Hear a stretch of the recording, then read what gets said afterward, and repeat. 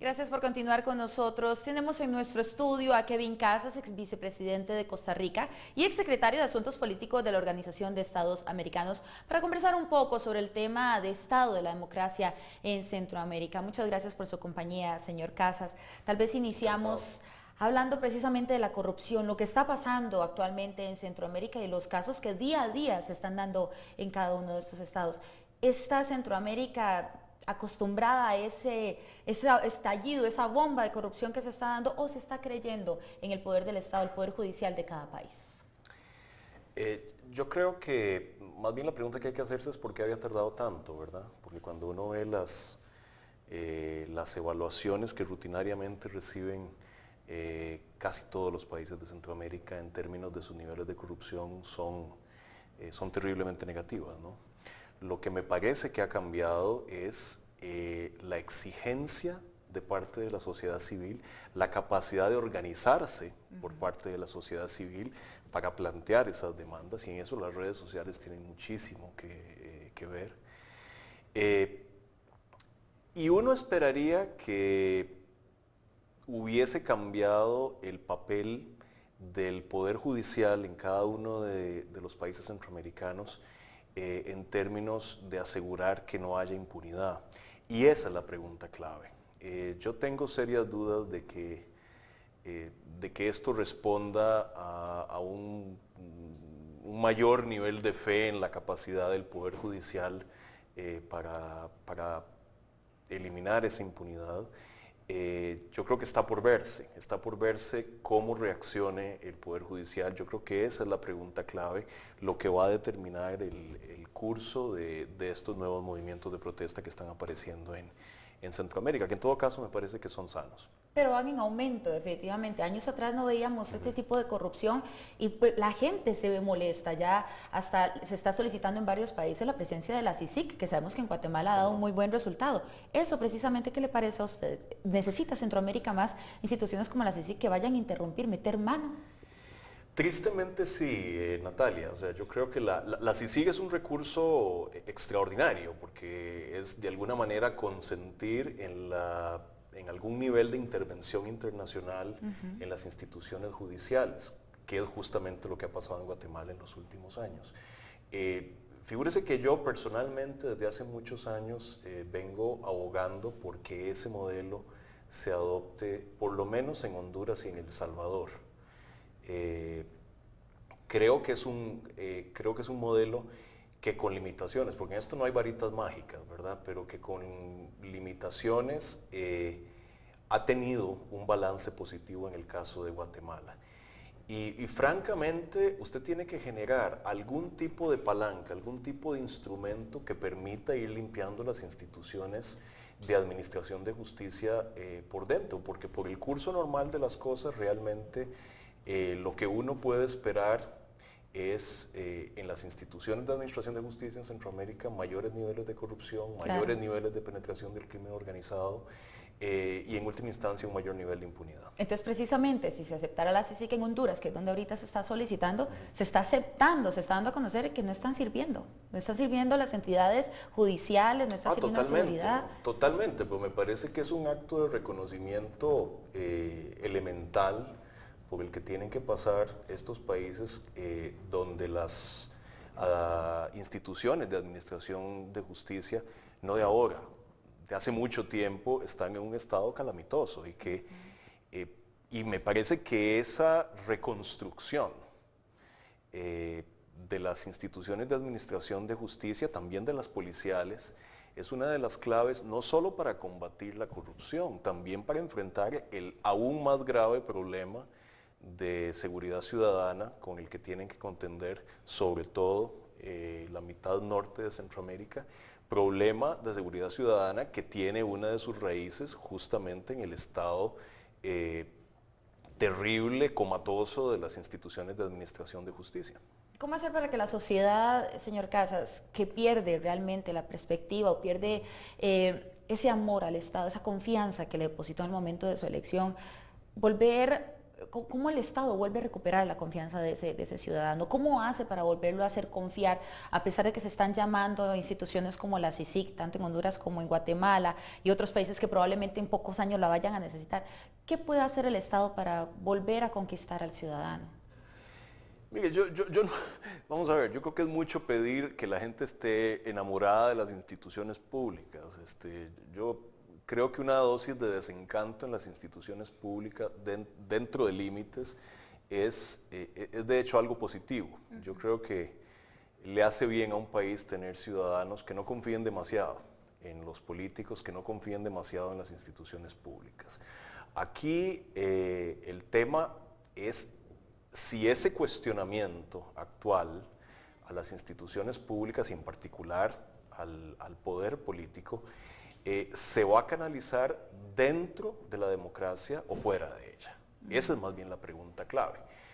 Yo quisiera pensar que lo que estamos viendo es una manifestación de indignación, una manifestación de crecientes demandas sociales dentro de la democracia, un ejercicio de derechos democráticos que no tiene otro objetivo que no sea sanear las instituciones democráticas.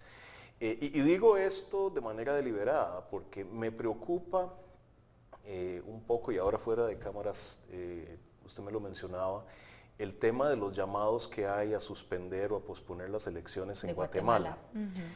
A mí me parece que es una locura, ¿verdad?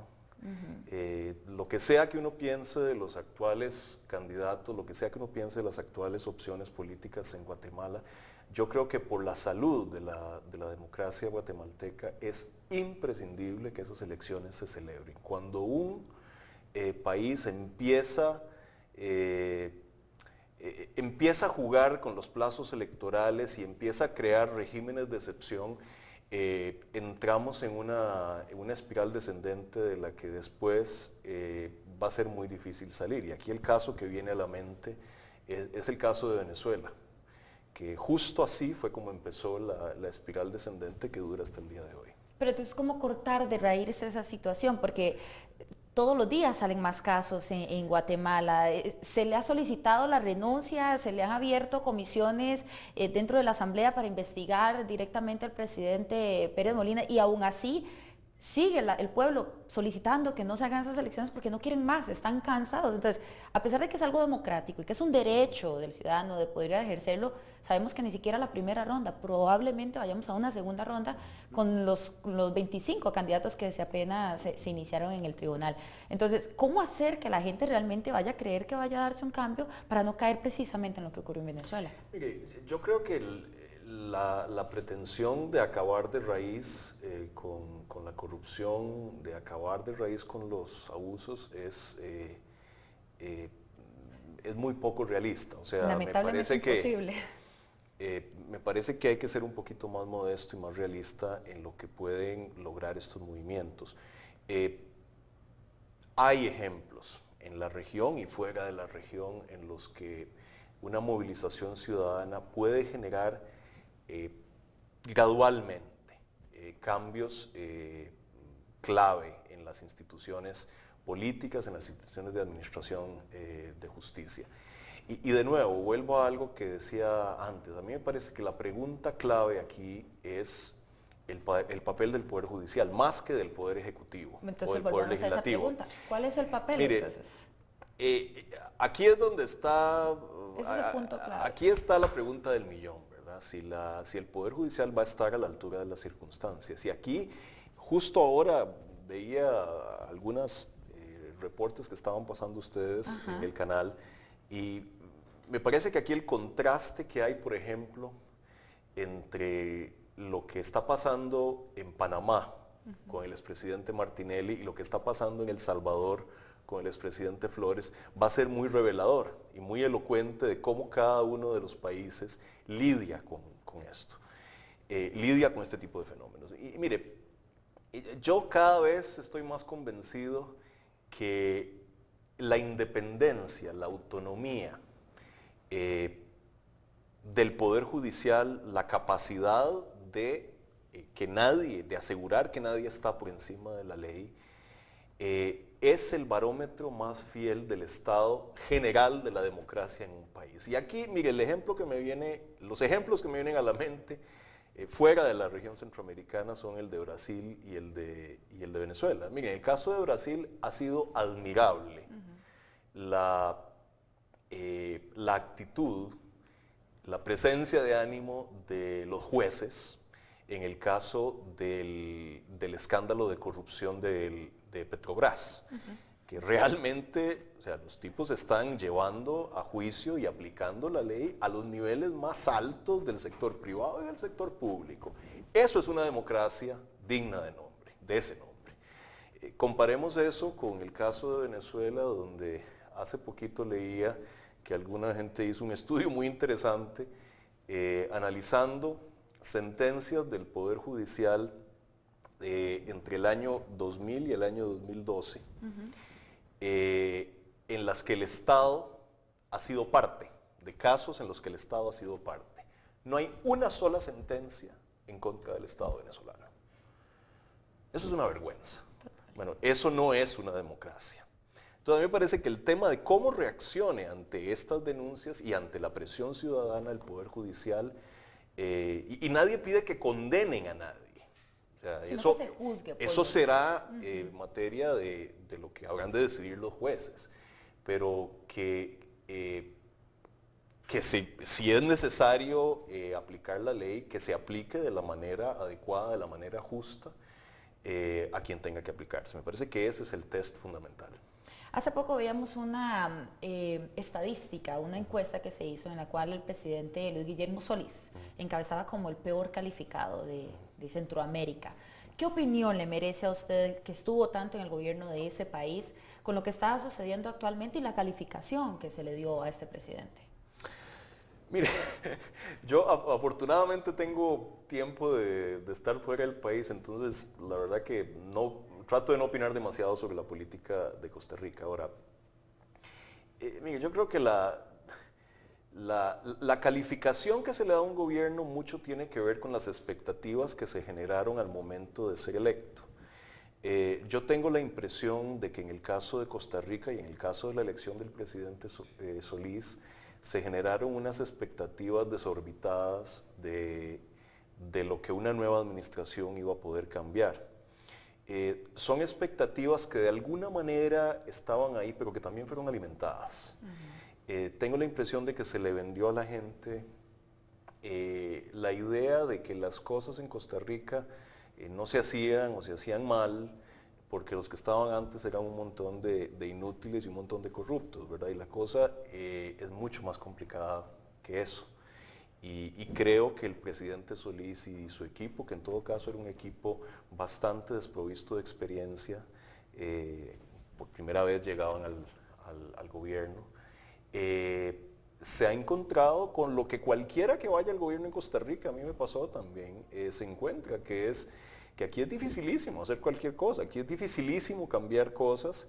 Uno llega y se sienta en el sillón de ministro, de presidente ejecutivo, de lo que sea, y tiene la idea de que puede hacer un montón de cosas y rapidito lo bajan de la nube, ¿verdad? Rapidito se da cuenta de que en Costa Rica hemos creado un sistema político tremendamente disfuncional, cundido de puntos de veto, en el que cualquier iniciativa del gobernante la para, si no la Sala Cuarta, o si no la para la Procuraduría, o si no la para la Contraloría, alguien la para. Entonces, creo que hubo una sobreestimación de la capacidad que había de hacer cosas, de cambiar cosas y de la posibilidad de hacerlo rápidamente. Aquí las cosas no funcionan así.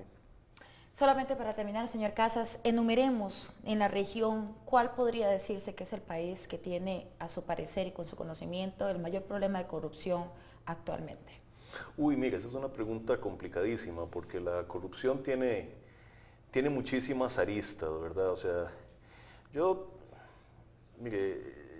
tengo la impresión, yo no quisiera intentarlo con un país, pero tengo la sensación de que quizá los problemas más serios de penetración del crimen organizado, que es un tema clave, en las instituciones de administración de justicia, los problemas más agudos de falta de transparencia, uno los vea en Guatemala y en Honduras, ¿verdad?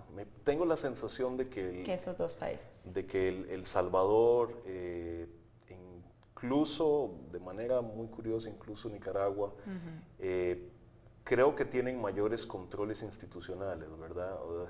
Y ciertamente no hay en Nicaragua la presencia del crimen organizado que uno ve en Honduras y en Guatemala, donde realmente es un desafío existencial la presencia del crimen organizado, ya no solo en términos de la penetración de instituciones, sino incluso del control territorial que ha alcanzado el crimen organizado en estos países. Así que, pero miren, yo no quisiera tirar piedras, claro, porque la verdad es que el que más, el que menos, todos los países de Centroamérica tienen una montaña que subir en términos de transparencia, en términos de combatir la corrupción y en términos, insisto, de asegurar que estos hechos no conducen a la impunidad. Perfecto. Muchísimas gracias. Encantado. Al señor Kevin Casas.